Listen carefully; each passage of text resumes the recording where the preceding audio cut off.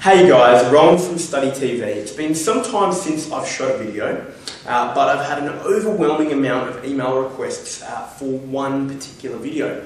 I've had a number of people asking, what should I do in the school holidays so that I can get a head start when I start Year 12 again next year. So the point of this video is to outline a couple of key strategies that you can use during your school holidays to actually give you a head start when you resume school next year. Now it's going to be split into two parts. I'm going to give you some overall sort of strategy advice, and then I'm going to look at one subject specifically, which is English. So, overall strategies and advice. The first thing I want to recommend is actually take a break. It's so important to use these school holidays to actually refuel and re-energise, because what I've seen happen so often is that students work really hard during the school holidays, get ahead, and then prior to trials and half yearlies hit a wall and just cannot be bothered anymore to do a thing. And all that hard work as a result in the summer holidays goes to waste. So I'd recommend take 2 weeks and just really rejuvenate. Enjoy Christmas with your family, enjoy New Year's with your friends, and then look at doing a little bit of work in January. So, it's January now. What should you be doing in the January period? Well, my first recommendation is to actually go ahead and teach yourself the material. Now, why do I recommend this? Well, one of the things I've found in sort of 7 years of research with top performing students around Australia is that going ahead and teaching yourself is one of the most effective strategies you can do. Many top students have recommended that this is what students do, not just during the school holidays, but throughout the year, because it offers a number of advantages when it comes to exam performance. Now, the first advantage is that if you're going ahead and teaching yourself, the topics and material in January, what you're actually doing is you're taking study and you're making it highly active. Instead of just reading a textbook, which is very passive, sort of goes in one year, out the other, and you've got to read it again, teaching yourself is active. You've got to think. And by thinking, it actually increases your memory retention. Additionally, by spending the month of January going ahead and teaching yourself the material, it means when you get to class in February, the material's already pretty familiar to you. So any sort of new material that you learn is taking your foundation and really improving it. So you're getting higher levels of knowledge. It also enables you, when you return to school, to ask those tough questions so that when you eventually do get into the exam, your level of understanding is above and beyond your peers. Finally, as well, the fact that you've taught yourself during January and then you're hearing and learning the information again during February means that you're getting a great number of levels of repetition, which is just a key fundamental principle for memory retention. So, how can you structure your study during January to sort of go ahead and teach yourself? Well, my recommendation is for each of the subjects, particularly maths, science, and some of the humanities like economics and legal studies and business studies, to identify the next topic that you would otherwise be studying in February when you resume school. Identify that topic and then work out the syllabus dot points that you need to cover, and literally spend time each week working through those dot points using your textbook and using online resources that you can find and notes. The idea will be, as you're working through, to actually start creating some basic sort of study notes on each of these dot points, so that when you go to school you can then improve them, adapt them, and you've already got notes ready to go. Now, I recommend doing this for perhaps 2 hours a day, from Monday to Friday, so perhaps working on one subject per day in a 2-hour period.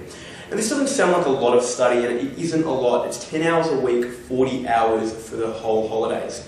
And I'm recommending this for a couple of reasons. One, if you schedule in too much study, to be frank, you'll probably procrastinate and just not do it. So starting small means that you're more likely to actually do it. And 40 hours of study is better than trying to do 120 and doing nothing.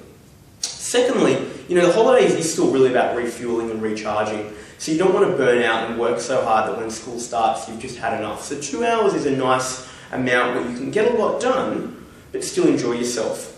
In terms of when you should actually structure your time, I recommend that you study in the morning. So maybe do a 9 to 11 o'clock or a 9:30 to 11:30 session. Why do I recommend in the morning? Well, a couple of really good reasons. Number one, it enables you to get in, get it over and done with, and then have the rest of the day to relax, hang out with friends, do whatever it is that you love doing. The second reason, though, is if you schedule it later in the day, what tends to happen is you tend to sleep in, you tend to procrastinate, you tend to think about it, it's in the back of your mind, it weighs you down, you start, you stop, you don't really do it, and you've wasted a whole day, you haven't relaxed, you haven't done any work, you've got dead time, and you feel horrible. So just to avoid procrastination, my recommendation is schedule it in the morning. Now, I know some of you might not be morning people, so you say, oh look, I can't wake up in the morning, I prefer to do it later. And look, if that's the case, fine. But let's think about it really. You wake up every day, for school early. You probably wake up anywhere between 6:30 and 8 o'clock. You can do it on the holidays as well. If you start at 9:30, you've still got to sleep in.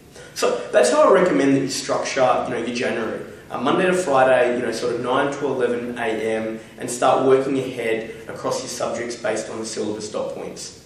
Now, I do have some sort of specific subject advice for those of you as well who are going to be studying and doing a little bit of work in January, and that's for English.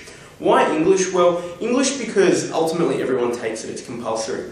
So some recommendations that I have for you for English is to, number one, get your belonging essay out, get your creative writing story, and actually improve it. Go back over it. You would have had an assessment, you would have been given feedback by your teacher.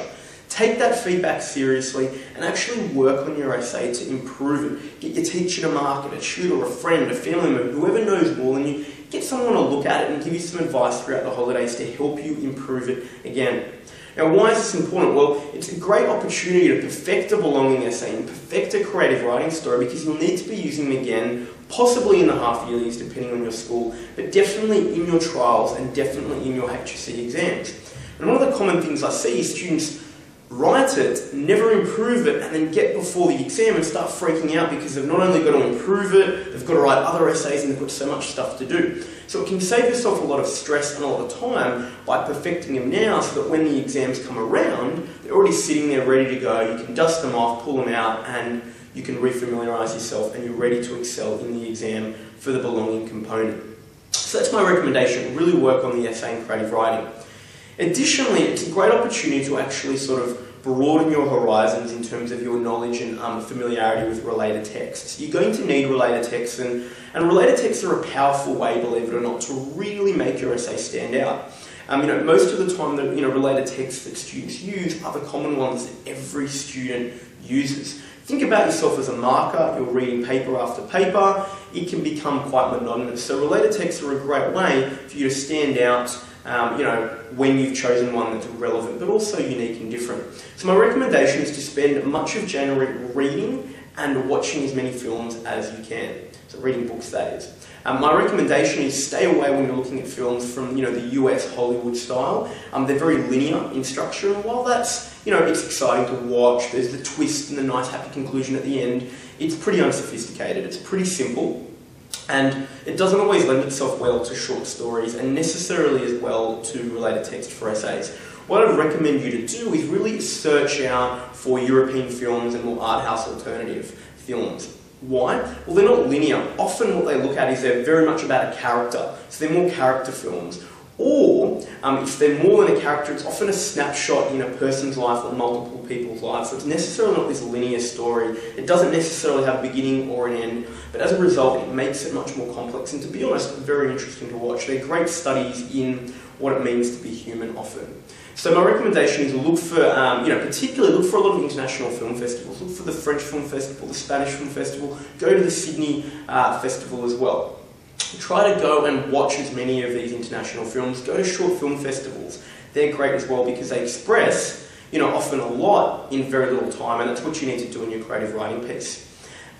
So overall, my recommendation is to, spend some time thinking about English, spend some time working on your essay, and read lots of books and watch lots of films. But do the reading of the books and watching of films outside of that 2-hour morning session where you're actually teaching yourself. Use it as something that you can do on, a Thursday, Friday night, if you don't have anything better to do, just as something to relax, but also something that will help you prepare and give you a head start for Year 12 in 2012.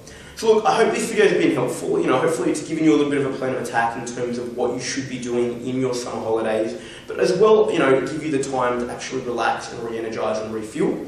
As you can probably tell, I'm shooting in a bit of a different location today. I've actually managed to find some space where I can use to actually create more videos. So the great news for you is that, if you shoot more emails into me, I'll endeavour over the coming months to make as many videos as I can to help you prepare and excel in school for 2012.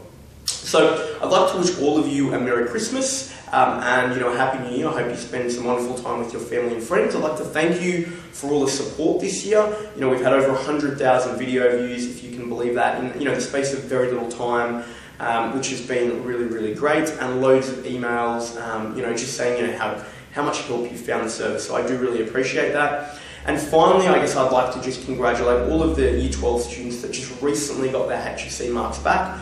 Congratulations for your hard work and all the best as you look to accept offers in 2012 for university. If you have any questions about picking a university, we have a video already up on Study TV, but feel free to email in because it's something that I have helped a lot of students think about. Until next year, cheers.